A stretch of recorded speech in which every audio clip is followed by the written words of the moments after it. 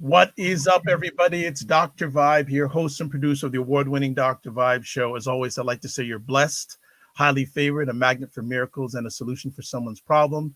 2018 award winner given out by the Canadian Ethnic Media Association in the innovation category. And also, I host monthly live broadcasts for fathers in Canada, well, actually around the world, that are sponsored by Dad Central, Canada's national fatherhood organization, and Dove Men Care. You know what? We always like to have new friends on the Dr. Vibe show, but this is one of the I knew you when friends, right? I knew you when friends. And just a little bit of background, because we're just going to chop it up. She said, don't give the big formal introduction, so I'll make it short and sweet. On Saturday, May 30th, 2020, from 8 p.m. Eastern to 10 p.m. Eastern, How She Hustles marks a major milestone of its 10-year anniversary with a virtual celebration sponsored by CIBC, Hargrave Ranching, BuyBlacks.com, and She Does the City. Now, I could go much deeper, but we're going to have and share with you the driving force behind How She Hustles. You're going to tell you what it's all about, because I knew her when, and as I was saying or sharing with her before we started live, we were on a conversation about an organization we were both members of at least 20, 25 years ago. And it didn't hit me until that conversation that I've known this lady for 25 years. So welcome to the Dr. Vibe show.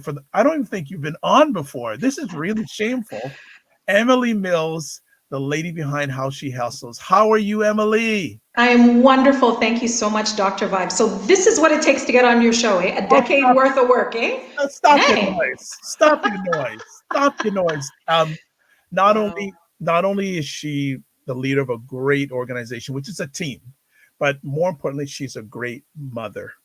Most importantly, a great mother. And I know every time we chat with each other, she always talks about her kids. Whether they're behaving or misbehaving, she always talks about her kids. Love my kids. You know what? They're doing great. Got a shout out to my husband as well. Yeah. They have vacated their room. This is their Smurf blue room. And they are building a fort tonight in the other room. And they promised mom she could have a little bit of more time to work. So thank you to my kids. Thank you to my husband. And you shouted out my team. I have to shout them out too. We'll talk more about it, but there are lots of women behind How She Hustles. I have been blessed to have kind of founded this community, but I certainly don't do it alone. Well, I want to spend just a little bit of time about you, where you grew up, because I'm blessed to have a worldwide audience. So some people go like, who is this beautiful looking lady with a great wife, great mother, great leader, great team leader? Where did you grow up? All that little stuff. Okay. I am Toronto born and bred. Very, very proud to be from this city. Yes, in the past, people have called it the screw-face capital of the world, but I am sure people have come up to speed and realized Toronto is just blossoming with all kinds of talent. It's a world-class city. For those people who are outside of the city, yes, it's the home of Drake, but also the home of Cardi, Julie, Deborah Cox, Celine Dion, Trailer Park Boys. It's the home of all kinds of things. Grew up in the West Side, loved being in the city, grew up around a really interesting mix of people. My people, my mom is from Jamaica, my dad is from Antigua, and my husband is from Nigeria. So it has been, so, grew up around all kinds of people, cultures, and and then from there, just kind of evolved through life and have been very fortunate to be enriched by some incredible programs in the city that helped to kind of grow me as a person, to help me get where I am today. What things or qualities did your parents instill in you that you still carry on today? I would say number one is community. My parents really, from a very early age, took us around. I'm a kid of West Indian culture, where you grew up listening to your aunties and your uncles, where you couldn't walk by people who looked like you were from the same community and not hail them up and show respect and say good afternoon or nod your head. And that's very important to us because we're teaching that to our kids as well. But definitely that sense of giving back, that sense of community, that sense that nobody is an island, that you're part of a much bigger fabric and part of a legacy that we may be here, but we are only here in Toronto because of the sacrifices of my parents, my grandparents, my great-great-grandparents. And I'm very fortunate to know some of that history. Actually, recently, because of COVID-19, we had an extra time and we were able to actually do a family tree going right back to the early 1800s to my kids' great-great-great-grandparents, and trace their roots. So community, culture, legacy, big for my parents. What was school life like? And you and I both have the West Indian heritage, so I know it was like education number one. You know what? My parents, they were, very much about school and education. We definitely come from a family that prides itself in learning. As a matter of fact, my dad was one of the early Black school board trustees in the city. Yes, he was, John Mills, in the old city of York. And my mom was a part-time Black Heritage teacher for Toronto District School Board. So make no mistake, my life wouldn't be what it was if it wasn't for my parents and all that they have done to kind of set me up, hopefully for quote unquote success. Education was a big deal, but they weren't limiting. They weren't the type of parents who said, you have to be a doctor or you have to be a lawyer. My parents were like, do whatever you want to do. Just make sure you study your book and take advantage of the opportunity. So that's when I decided that I wanted to enter the arts. That was my first career, and my first kind of big passion. I went to York University for music first before landing in media and communications. My parents were very encouraging. Well, it's interesting. We wouldn't have known. I wouldn't have known this, but you and I have another thing in common because my father was an educator at downtown Toronto school for 38 years. Okay. So wow. next time we get together, our families may know each other. Yes. Yeah. Probably do. Probably do. Yeah. So what did you jump to after the world of arts? So, well, let me just say, before I jump to how I got to York University, I also have to shout out Fresh Arts. Fresh Arts was foundation. That was my very first job. So for those of you who aren't from Toronto or aren't familiar with the program, Fresh Arts was a government-funded program for Black youth in the early 1990s. So some of Canada's and some of Toronto's greatest talents, Cardinal, Socrates, Motion, To Be Young, Lillian Allen, Julie Black, all of them went through this program, which was kind of like Fame, if anybody remembers the show. We essentially got paid to create. This is before Remix Project, before some of the leading arts organizations for young people in the city. And so we were essentially paid to create. And so that was foundation. Then I went to York. I had been freelancing in my late years of high school, started writing for music magazines. I loved hip hop and R&B, had the chance to work for some classic Canadian magazines. Shout out Mic Check. Wow. Yes, Mic Check, you got to shout out I didn't write for Urbanology, but I did also write for, let's see, Pound Magazine I did a piece for, I did a couple pieces for Now, and then the big one, definitely have to shout out, how could I possibly forget Peace Magazine by Harris Rosen. First cover story, I got to sit down with Mary J. Blige one-on-one. Anyway, ended up at York University, studied music, and then realized through that experience of being in that program that I didn't just want to play music. I wasn't going to be a star, but I wanted to write about music and interview musicians and write about the culture. And that's how I made the transition into journalism, into media and communications. After York, I went and did a post-grad degree at Ryerson in their journalism department for 2 years. And that is what got me started on this path. Man, Denton Mitchell. While you were dropping these names, I'm going, Denton. Oh my goodness. Can I tell you a quick story about Denton? Listen, we got time. I got stories. I got stories. I interviewed Jill Scott for Mic Check magazine and had an opportunity to sit down with her one-on-one. And can you believe, this was like, boy, hardcore life lesson.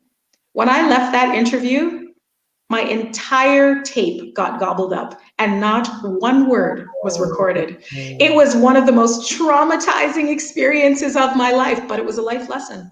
It was a life lesson. Shorthand every interview after that, plus the tape. So after Rye High in journalism, where were you at next? Well, after journalism at Ryerson, which was tough, again, I hope you don't mind me name dropping, and this isn't to say that I'm important. This is really to honor the people who helped me get here, right? This is not about me. This is about understanding that every single step there was somebody who opened the door, who believed in me, who saw something more in me than I saw in myself. So I have to shout out Carlene Nation, who got me my first job out of journalism school. Yes. For the people who are not from Toronto, Carlene Nation is like veteran, foundation, way back when. This is probably, This is when you were turning the dial on your TV. This is a Black woman who was on there with her microphone out in Canadian weather interviewing people for the Supper Hour News when there were not a lot of us on the screen. And Carlene gave me my first chance to be an assistant diversity producer at CTV.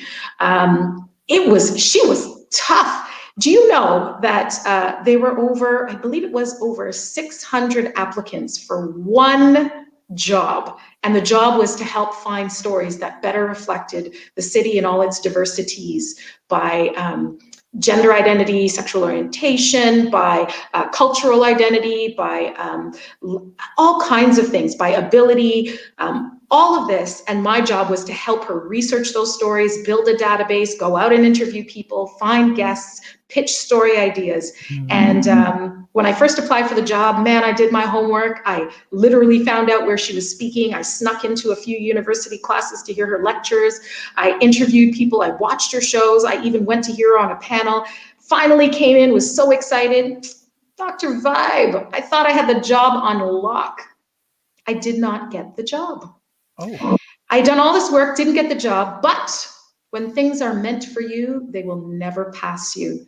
6 months later, with my little broken heart, I kept volunteering at this event called HERstory. I will leave that right there. Shout out to Hamlin Grange, a huge diversity in media conference that used to exist. Carlene was there and she said, Emily, we hired someone else, but they didn't work out. So if you're still interested, interview number 2, I got the job. I stayed in that job. I did so well, they kept me on. And I want to shout out Carlene for really giving my first mainstream media job. Wow. And for people who are watching live or listening live or watching on the replay, lots of lessons in that story. Yes. Even though she didn't get on the first time, she kept at it. Yeah, you have to. You cannot let a disappointment or a seeming disappointment deter you from your destiny. You cannot. It seemed like it was the end, but it was actually just a little detour. And I think it was, I believe strongly in faith. I think it was just my faith being tested. Is this what you really believe in? And even when you're not getting paid, will you pursue your passion? Even when it seems uncertain, will you show what you certainly believe you're capable of? It's a message that one of my major mentor tells me, that when you're volunteering, a lot of people don't give 100%, but even when you volunteer, you should give your 100%. Yes, absolutely. Because if Carlene didn't see the work that you were doing as a volunteer, she may not have given that opportunity to you. That's right. And I wouldn't have had the chance to build my portfolio. So I have to shout out Hamlin and Cynthia Grange for starting HERstory and for giving a chance to a recent university grad. I remember I was working on their communications and marketing team. Shout out to CABJ as well, Canadian Association of Black Journalists. I was volunteering with them. So all of these little things that seem little are actually not at all. They're building blocks. So when people see me now, they think, oh yeah, you just made it. No, it was because of grassroots community organizations that helped to get me here. And I know we're going to talk about each one as well. Oh yes, you're going to get there too. You're going to get there too. There's a friend of ours watching, and I just want to shout her out. One of who absolutely loves you, Nicole Waldron. Oh, Nicole is amazing. She is just phenomenal. So, hey, Nicole. Nicole has been, boy, I got a chance, get a chance to definitely talk about how she hustles and the team behind it a little bit more. But Nicole has been foundation. She has, as well as Joan Pierre, they have been rocks to Yes, help get us here to this decade. absolutely. She said, yes, fresh art. She says, wow, Emily did not know this. An interview with Mary J. And she says, shout out to Carly Nation. Yes. And she also says, when things are meant for you, they will never pass you, Emily Mills. Very true. Very Very true. true. Well, Very true. since you mentioned, let's talk about each one, or we'll forget about this. And I know some way would get back to two ladies that we didn't mention it. So Yes, yeah, yes. Each one teach one. Oh my goodness, what can you say? Ebony Rowe, Andrea Bryan. Oh my goodness, this program was life-changing for me. I mean, boy, Dr. Vibe, there is so much we could talk about. And I'm so happy that I get to speak with someone like you who understands what this history really means and who some of these people are. So each one teach one mentoring program for Black youth, really foundational in Toronto, helped to change the lives of so many people, including me. So, you know, when I was 14 years old, I met Ebony Rowe. Ebony Rowe, she is celebrating her 25th year of Honey Jam, Canada's longest running premier all-female talent showcase in this country, the same place where Grammy Award winner Nelly Furtado was discovered on that stage in Toronto. Ebony Rowe, before she was just known for Honey Jam, was also leading this program for Black youth. And she had two groups. I was part of the group for young women called Sister to Sister. We are still getting together every year. We are now grown women with our own families, our own children, our own career paths. We still get together. We're still connected. And Ebony really changed my life. Before I even knew that I wanted to be a journalist, I remember one of the most pivotal moments. Ebony, she is a bulldog and both a bulldog and one of your greatest influencers and passion infusers. And she told us she would get us to New York to go and see the Essence Music Awards at the time. Essence had their own awards program. yep. And this is long before they had all the offshoots that they have now. Anyway, I was like, yeah, sure. Ebony refused to take no for an answer. I don't know what door she knocked on, which sponsor she found. I think in the end, she just had to sacrifice so much emotionally and financially, but she got a group of young girls from Toronto, somehow or other, to New York when we were 14, 15 years old. We not only went to the Essence Awards, but I had the opportunity to go to Vibe magazine's offices. I had an opportunity to go to Bad Boy Records where Diddy was. We went to Vibe magazine. Like, it was mind blowing to me as a 14, 15-year-old that yes, you can be it. I'm going to let you see it so you can be it. And this isn't some pipe dream. And years and years and years later, I would return back to New York by myself on a flight, courtesy of Peace Magazine and Harris Rosen, fly and land, go up to the Penthouse. George Stroumboulopoulos was working at Much then. He left the Penthouse. Mary J. Blige opened the door and she said, come on in. And we sat down. I still have my little cassette tape. And I know that that was only possible because Ebony kept us continuing to meet people who are young, who are Black, who are accomplished, who are Canadian, and said, you can do this too. Wow. We next time after the awards, we have to trade some stories because I was involved in the industry. I remember meeting Boys to Men the first time I came to Toronto, doing an a cappella little thing at the top of the Senator. Oh boy. Okay. And meeting Prince. Oh wow. Okay. Okay. So we'll have to do some offline storytelling because yes, and Harris Rosen, my goodness. Yes. That have you had any contact with him at all? No, and you know what? There's one other person I absolutely must shout out. Jesse Otaki from the cybercrib.com. Yes. Jesse put me on. So now How She Hustles has this huge, we got a bit of a digital footprint. Let me just drink a little humble juice. But we've got a presence online, and I got to shout out Jesse, because Jesse had a blog before a lot of other people did, and he was pumping out content. Jesse sent me the East Coast Music Awards. He sent me to the Junos.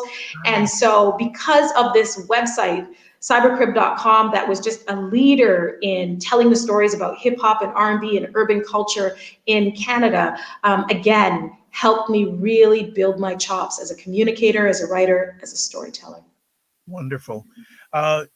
Media career. You started off at CTV. Yeah. What other positions? Where do we go? Yeah. I did some behind the scenes work at Chorus Entertainment.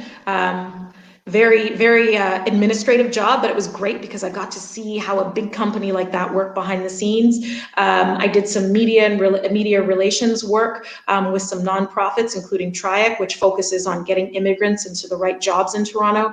And then if anybody is familiar with some of the work I've done, then I landed at CBC, our national public broadcaster. If you're in the States, you could say it's kind of comparable to NPR, but has a profile that is really more like a CNN or an MSNBC. It is the public broadcaster, but really has a huge presence in Canada and is one of the largest cultural organizations here. And so, while I was working at this nonprofit in 2010, around the time that I started How She Hustles, actually, I started How She Hustles first. We'll talk about that in a minute. And then got a job in the summer of 2010 at CBC, working behind the scenes in communications. And my very first job, got to send my gratitude, was working behind the scenes with Dwight Drummond, veteran Black journalist, my goodness, and Anne-Marie Medawake, an incredible journalist herself, and mother of triplets. Yep. And my job was to essentially be part of their PR team and to really look at how CBC could connect with diverse communities, Dwight being from Jamaica, Anne-Marie being Sri Lankan, and having a big mixed background, and being able to let communities of all different backgrounds know that CBC is also a place for you. We're telling your stories, et cetera, et cetera.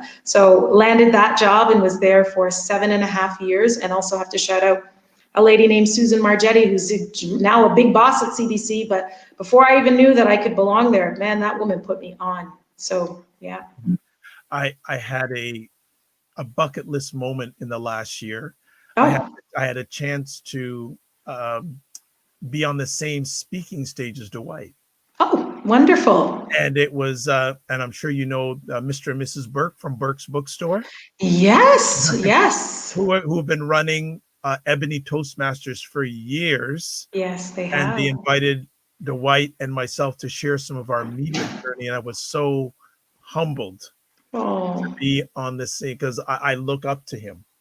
Yes, yes. Many of us do. I mean, it was really it was a full circle moment for me. Because as we said, I grew up watching people like Dwight and Carlene on TV. And when I applied to journalism school, it was in hopes of I never wanted to be on air. I just wanted to be able to help to tell stories. So Dwight again inspired me. And then to have the opportunity to be mentored by him informally through CABJ, the Black Journalists Organization, just added to it. And then years later, to get a chance to work with him was just like incredible. And what you see, I mean, I work pretty closely. When you're in a newsroom and you are their communications person, there's an incredible amount of trust and respect, and you're grinding hard all the time. And I have to say, what you see is what you get. He is the nicest person. Yeah. Ditto for Anne-Marie, ditto for Matt Galloway, who I had a chance to work with in the latter half of my time at CBC. Like, these are really incredible people who have a lot coming at them. And it was like watching masters at work. Well, here's a little sidebar story about Matt Galloway. I remember Matt Galloway when he used to work at a record store called Vortex Records between Dundas and Church Street, even before his Now magazine days. I don't even know that one. Exactly. Well, you mentioned it. Where did the How She Hustles vision begin? How She Hustles was an accident. It was not planned. It really wasn't. So at the time, I was working at this communications and media role at this nonprofit called TRIAC. And I was going to a lot of events around leadership and diversity and inclusion. And while I was doing that, it was just hard work. And I was like, man, I want to be around other leaders that I can relate to. And at the time, I was spending a lot of time with people who were quite senior, quite corporate, and not all of them could relate to my lived experience as a young Black woman. And I was, of course, really getting active in the social space. I also had started my own blog in 2001, I believe. And so I wanted to be able to meet with other women who could relate to that. And so I essentially posted something on Facebook about hustling. One night I was working on multiple projects for TRIAC, and I was like, man, I am tired. I am hustling. My goodness, I want to meet with some other women who are hustling too. And I believe it was about 4:00 in the morning. And I just posted kind of this little tongue-in-cheek post, and why should I be surprised? Other women who were hustling started sending me DMs and commenting, and I just, and it was like, all right, can we just meet up? Can we just meet up and talk about what we're working on? Maybe we can support each other. Maybe we can learn from each other. And that gave birth to the very first How She Hustles brunch. It was that simple. I just said, let's meet up. Anybody want to meet up? Send me a note. We'll find a restaurant. We'll pay for our meal. And next thing you know, 50 women showed up. We took over 2 floors of a restaurant, the 2nd floor and the patio at Globe Bistro on the Danforth. I hope they're still there. And that was our very first event. And the rest, it just kept going. People saw the pictures and they said, what is this How She Hustles thing? Who are all these women? It looks so cool. Of course, I hadn't planned another one, but necessity is the mother of invention. And sometimes when the momentum is there, you just got to keep going. So next thing you know, I said, all right, we'll do another one. And we are now, oh my goodness, probably 20 plus sold out events. 10 years later, we've got probably about 18,000 predominantly women following us across our social media platforms. We've had some incredible memories, from bringing groups of women to meet Michelle Obama to sitting down and having a roundtable with the Prime Minister of our country. So a lot has happened. What are your memories of your first event? Oh, Dr. Vibe, you just hit me right here. Okay, I promise you I won't cry on your live. No. You need to. This is a safe. No, I won't cry on your live, but I'll tell you. I remember the beautiful things I remember was that it was the diversity of women. How She Hustles isn't exclusively to Black women. We focus on diverse women. Primarily our core is women of color, Black women and South Asian women, and within that Blackness, lots of African women, Caribbean women, etc. But I loved that there were South Asian women, white women, Black women, all kinds of women came to our very first event, Filipinas, etc. I also loved the diversity of professions. We had people who were studying at Harvard, people who are leading nonprofits, people who are in the IT sector, people who are in the music industry, people who are in the healthcare industry. Like, it was a real mixture of expertise. Everybody was totally cool, welcoming, people who had met for the first time, people who it was like a reunion. It just had such beautiful energy, and it was this beautiful sunny day. But I would say beyond that, what I remember is this. The first How She Hustles brunch was held on May 16th of 2010. And 3 years prior, I had actually lost a very dear family member of mine to the day. Wow. And I just remember feeling safe enough in that space to let the tears flow and tell the women in that room how much I wished that person had been present with us, and how much her spirit and her life and her journey, which was cut short in such a tragic and sudden and unexpected way, that her spirit was actually in the room. And I think that that openness, that sharing has been a real hallmark of How She Hustles. People come in and they tell me at every single event, it's not about pushing your card or boasting about your CV or trying to get more connections on LinkedIn. It's about people coming in with an open heart. And if you want to talk about your kids, if you want to talk about you can't figure out this app on your phone, if you want to talk about your career, whatever it is you need to share, there's just an energy to the space that I am so grateful continues to be there 10 years later. Thank you for sharing that. And I know a very personal and emotional story from that first meeting. Along the way, what was your first, like one of the things I do is whether it's a big success or small success, I like to go, yes. What was one of your first yes moments about How She Hustles? There were many, but I have to talk about HERstory in Black. Please do. That was really a moment where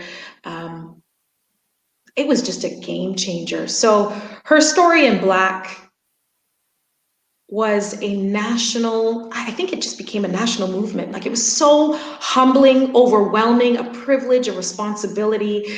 So in 2017, Canada was marking its sesquicentennial, 150 years since Confederation. And we know that it was a complicated year for a lot of reasons, including for our Indigenous peoples and many Canadians who were trying to figure out how could we reconcile a very complicated history of what Canada is and how it came to be. But at that time, the government of Canada was marking the year and encouraging Canadians to do the same. Of course, I was still working at CBC, and CBC as the national public broadcaster had the opportunity to say, we are going to tell the story of Canadians and help to reflect the country back to itself. Now, I was working behind the scenes. Nobody gave me an assignment to say, okay, you're going to help to decide what stories we're going to tell. But again, I'm not necessarily one who waits for instructions. When I see that there's something that I feel that needs to be done, build it and they will come. So I was sitting in front of a computer, much like this, and decided, okay, I've been meeting with these amazing women from How She Hustles now for years. We had been having annual brunches and panels and fireside chats, etc. And I wondered, where are those women, particularly the women of color, especially the young Black women who are influencers in their own right? Are they going to be part of the story of Canada? Nobody said they weren't, but nobody said that they were. So I decided I was going to create my own project. Sat down, created a framework, created a title, created the graphic on my little laptop in my living room, and called it HERstory in Black. And the idea was to photograph 150 Black women from Toronto, from various walks of life, many of them people who hadn't necessarily been recognized yet for their craft. These are women who were making a difference. They were essentially who got next. And so used my social media platforms, How She Hustles on Instagram and Twitter, and said, do you know any incredible young Black women from different walks of life that we need to profile? We've built our own young team of freelance creatives, had no budget, had no sponsor, had no idea how we would do it, but reached out to our community and said, we need your help finding the women. We need your help finding the team. We need your help spreading the word. And so literally, posted this thing, and less than 12 hours later, like within overnight, my inbox was jammed. We found architects, neuroscientists, DJs, tattoo artists, engineers, police officers, an incredible array of women, and many of them had never been profiled in mainstream media before. We created our own team, part-time students, freelance photographers, videographers, event planners. We photographed every single woman, did these beautiful, almost vanity style fair group photos. If you go on to howshehustles.com, there's a whole playlist. And so essentially that project evolved into something so much bigger, and I'll share it very quickly.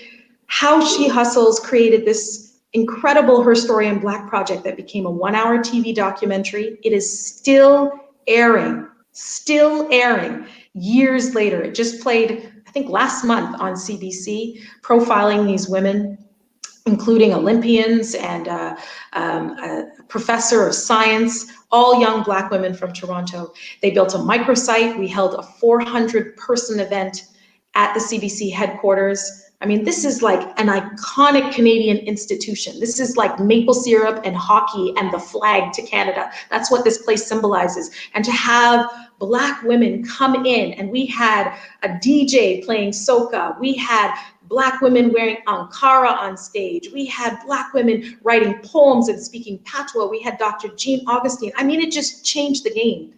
And from that, HERstory in Black then rolled into another project featuring young women from high school, another project featuring women across the country. We were honored with an award from the president of CBC. We also got a shout out from the Prime Minister, who retweeted pictures from our event. But I would say the biggest thing that made it really feel like an aha moment was it changed the way that the institution worked with Black women as freelancers and some of the Black women creatives who were working behind the scenes at CBC. And I also think it changed the way that the Black women who participated saw themselves, and the way that many, many others looked at Black women in their workplaces and in their communities and thought, are there other HERstory and Black women who we are not celebrating that we should? Wow. What do you remember the moment you saw? Like, I know before the broadcast went, I don't even think we need to go on further, but we have to. But do you remember the moment when you saw, obviously before the program went live, you saw the pre-production, all that. Do you remember the moment you saw that live for the first time? You know what? I saw some things. Shout out to Bobby Brown Singh. I did not cut the documentary. He did, as well as Layla Doré and Ebti Nabang. They were our two young photographers and the entire team. Also have to shout out the producers who did an incredible amount of work. Young Black women, just got to slip them in real quick. Nicole Brewster, Tashana Reed, and Jean Carter. When I saw their collective work for the first time and what we had created together, I'm not gonna lie, I cried like a baby before we got up on stage and received the award. And before I saw the 1 hour documentary, we actually gathered as many of the 150 women who were featured and had a private viewing of the documentary. We watched it together. Nice. At a different book list, which is a Black-owned bookstore by a Black woman in Toronto and her husband, Aita, and Uncle Miguel. Yes. And it just felt like we were in a moment in time that would forever stand. Wonderful. Just want to shout out Nicole saying HERstory in Black, a true game changer. Sarah Ayango from Ottawa. Hey, 613. Did I get that right? Yeah, you're right. It's such a transformative, inspiring enterprise. Love you, Emily. Oh, thank you, Miss Sarah. I hope we will see you on the 30th. We're going to talk about that next. But, you know, shout out to all the people in Ottawa. How She Hustles is based in Toronto, but we've had people like Sarah and Sabine Danielle and so many, Gwen Madiba, coming down for years, carpooling, driving, and bringing people down from Ottawa, our capital region. Thank you so much for your love and support. Okay. Well, you did the good segue. Saturday night. Woo! It is going to be explosive. Like, honestly, Dr. Vibe. Can I come? Absolutely. Okay. Sure. Okay. Sure. All right. If you want to log on, you can log on. I will say it is definitely going to be ladies' night, but we are not discriminating. We are not discriminating at all. Good. Our primary criteria for anybody who wants to RSVP is this: good vibes only. Any bad vibes are off the stream. But yeah, no, Saturday night. So of course, everybody is pivoting and adjusting to COVID-19. You know, we had this incredible event planned. Thank you to CIBC, our very first corporate sponsor. So, you know, they came on board and said, yeah, we'll support you. They started supporting us in 2018. We had never had a corporate sponsor. We've been doing How She Hustles with the support of this community, really. And they found us on Twitter, came on board. And so when it came to year 10, we had this awesome event planned. And we wanted to reunite the women from the very first brunch, as well as some other folks. It was going to be a phenomenal 100-woman dinner. And then COVID-19 hit.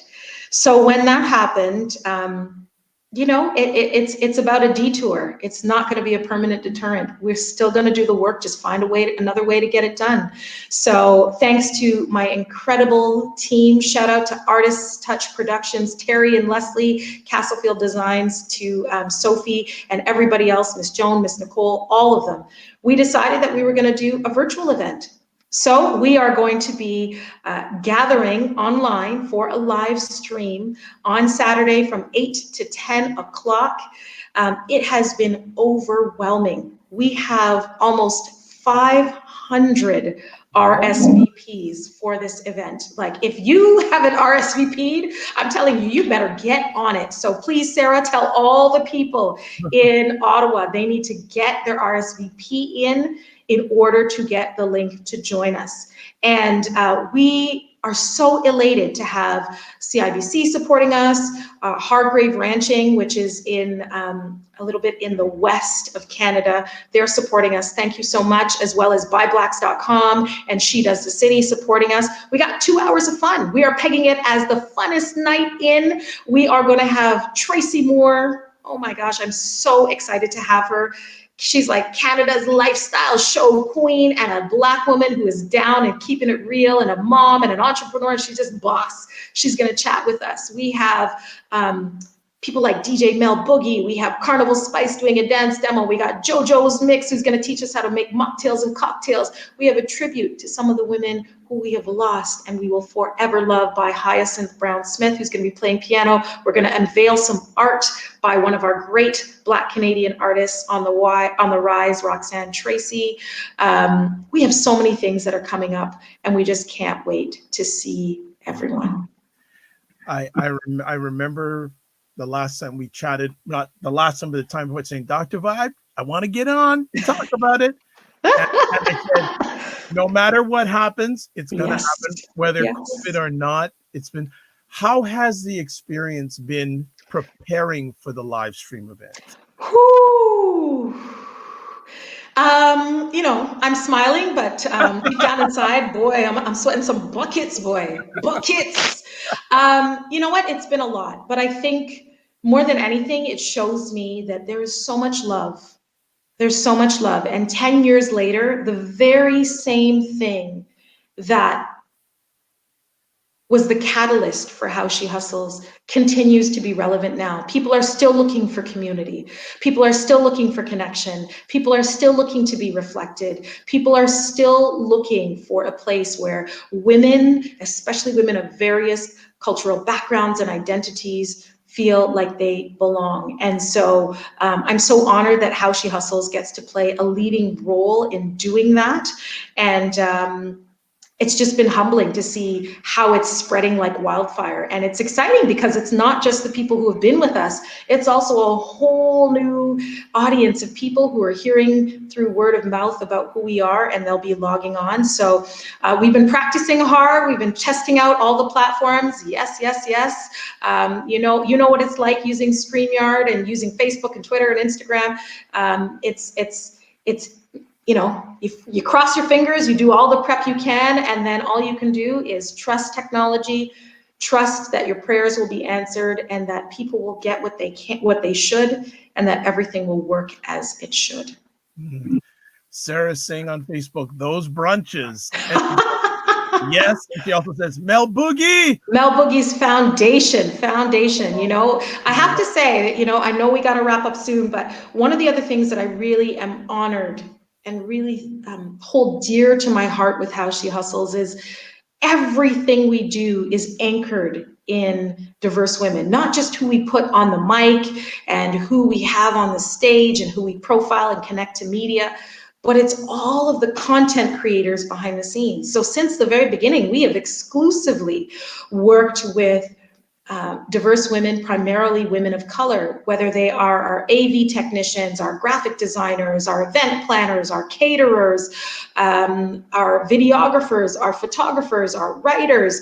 And that brings me great joy, because whenever sponsors come on board and support the work that we do, it's supporting a whole ecosystem of women. And those women are then foundations for families and businesses and communities. And so I have so much gratitude for an army of women who you cannot see right now, but believe you me, they are the foundation of How She Hustles, not me. As we wind it down, a few closing comments from you. How has the landscape, if at all, changed for women of color over the last 10 years? Because you have a very privileged insight, because you have a community of all these women and they share with you. I wouldn't know, but how has the landscape changed? Has it gotten better? Has it stayed the same?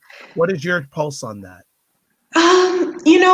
There are more women who are taking on leadership roles, I think, but some of the challenges and the microaggressions and the difficulties and obstacles that existed 10 years ago are just as prevalent today. There are still women who feel like they are the only one in leadership positions, or one of very few, who still get second guessed for their expertise and their experience. There are still women who feel like they need to come into spaces like How She Hustles to be refueled because they're depleted because of whatever they face in their day jobs or in their even on social media. I think that is absolutely a reality. On the other hand, I'm so encouraged to see women deciding that they are going to follow the footsteps of our ancestors and the women who have come a generation before us and just say, I'm ready to lead. Let's go. I've got the skills, I've got the creativity, I've got the experience, I've got the vision. Let's do it. I think there have been many more women's networks that have popped up since How She Hustles began, and I say that with humility. We're certainly not the only ones in town, but I'd like to think we have a special place in history for being one of the first to really take on this role of holding space for women in our generation, not only in person, but online. And so that's been exciting to see how many more women's networks are out there.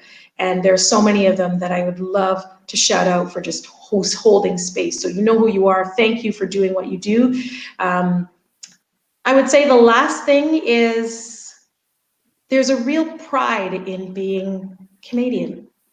I think 10 years ago, especially 10 years ago, even 7 years ago, 5 years ago, Toronto didn't have the profile that it had. And Canada didn't have the profile that it had. And I think arts and culture has played a huge role in that, as well as sports. Raptors, champions, Drake, Winnie Harlow, even like Cardinal, and there's so many reasons, Director X, there's so many things that have helped to build the profile of our city. And in that, I think there are many women, Stella McGee, for example, who are just saying, yeah, I am contributing as much to Black culture as anywhere else around the world. And I think that has helped networks like How She Hustles, as well as other similar communities representing women of color and Black women in particular, to stand up and be proudly Canadian, and continuing to make space. Wow. What's next after Saturday? Really? What's next after Saturday? Well, okay, quick plug. Yeah. On Saturday, we will be sharing details about our next project, Yep. Startup and Slay. So, aside from events, How She Hustles is continuing to push the envelope in digital content. Because of my background in media and communications and my love for storytelling, I have been so thrilled to work with some incredible folks. So Startup and Slay, very quickly, it's going to be the second edition of our national digital project, telling the stories of diverse women entrepreneurs. So we're focusing on Indigenous women, persons with disabilities, people from the LGBTQ plus community, persons with stories of being an immigrant or refugees, and women of color. And we want to hear stories from them. We did this last year for the first time as a national digital project. We literally flew from one end of the country to the other with a small team of 4. Shout out to Kat Espiritu and Artist Touch Productions. And we literally made these vignettes, these little videos and these articles, and got a whole bunch of press about 6 young women who had their own businesses, how they started it, what challenges they were facing, how they were overcoming it, what resources they tapped into. You can watch all those stories at howshehustles.com/startup and slay. And we are going to be looking for more stories this year. So stay tuned, stay tuned, stay tuned. We will share some more details on Saturday, and people will have a chance to submit their story for consideration. It was a fantastic project, and what a way to build some buzz around your brand, especially during COVID-19. Well, I made a very game-changing trip to Yellowknife a few months ago, and there's definitely some wonderful ladies that I met in that community that I will certainly make them aware of this project, because I want to have them on because they're doing outstanding work there. Amazing. Well, we would love that. We got stories, I think, from 6 provinces, so we want to up our game this year, and it was heartwarming to see many Indigenous entrepreneurs. We also featured one in the series share their stories. We'd love to see more of that, whether you are in a remote community, regardless of the industry. We just want to hear your stories, so stay tuned. Wonderful. Well, I know you got work to do as always. We got in a lot in a short period of time. First, I'd like to say thank you so much for you being you. Oh, thank you, Dr. Vibe. You as well. You know, you have been doing such incredible work in the community, spreading the word about important news we need to know as communities, as entrepreneurs, as communicators and media practitioners, but just spreading good cheer. I love the way you open the show about being a solution and a blessing for someone else. And I know by watching your show, you are exactly doing that. Much thanks and much received. Love to you, love to your family. And one last time, how can people find out about Saturday or find out about How She Hustles? Yeah, well, go to howshehustles.com. Make sure you RSVP. You must RSVP to get that link. Can't wait to see you Saturday from 8 to 10. You can find me on Twitter and Instagram at How She Hustles. We are busy sharing content. You can get a flavor of who I am. And if you've never been to a How She Hustles event and kind of want to see what we're about, you can go to youtube.com/howshehustles. Well, thank you so much. Want to shout out to some wonderful people that watch so much of this conversation. Yes. Sarah, thank you for the kind words. Sarah, thank you so much. And Nicole, there were so many others. Thank you. Nicole saying thank you. Awesome interview, Dr. Vibe, and EM Mills. She made it happen. She drove the ship. I just steered the ship, but definitely I'm going to RSVP right after this. Okay. Definitely all right. Be part of this because I like to be around great people. Absolutely. And a big shout out to Fenella Bruce, yes, for setting this up. Amazing publicist who's been just helping to spread the word about our little network that's hopefully making a big impact, not only now, but into the future. So thank you so much, Dr. Vibe. Also, thank you to the team working with you. Thank you. And Fenella Bruce, I want to say, known her for a while, but then I really said, her and my wife went to school together, went to public school together. Oh, wow. Okay. Way back. Oh, wow. Shout out to Kevin Messam from the... Messam! Wow. Okay, this feels like a virtual reunion. Yeah, exactly. I feel like I need to have like a virtual yearbook or something. I don't even know. We have to take that offline. It's awesome. Dr. Vibe here, host and producer of the award-winning Dr. Vibe show, the home of epic conversations. I'm the host of Epic Conversations. If you want to find out more about me, the best place to go to is my website, thedrvibeshow.com. Also know that I won the 2018 Innovation Award given out by the... Nicole saying sounds like another show. Yeah, well, I'm going to have this young lady back before the end of the year. We're not going to wait 25 years to have her on again. Right? And also I also host monthly conversations for fathers, sponsored by Dad Central, Canada's national fatherhood organization, and Dove Men Cares. I always like to end off my conversations with this: live your life as a dream. If you can dream it, you can make it. Sometimes you have to get small to get stronger. Block assumptions and then aim bigger, aim better, aim higher, aim wider. And one extra thing, I don't know if you know the name Robert F. Smith. He is one of the wealthiest African-American men to date living in America. And he was the gentleman who actually paid for the tuitions of all the graduates from Morehouse recently. And he said something, and if you're ready, if you're managing the crisis, he says, Don't waste this crisis. I'll leave you with that. God bless, peace be well, keep the faith, and walk good, and see you virtually on Saturday. Good night, everybody.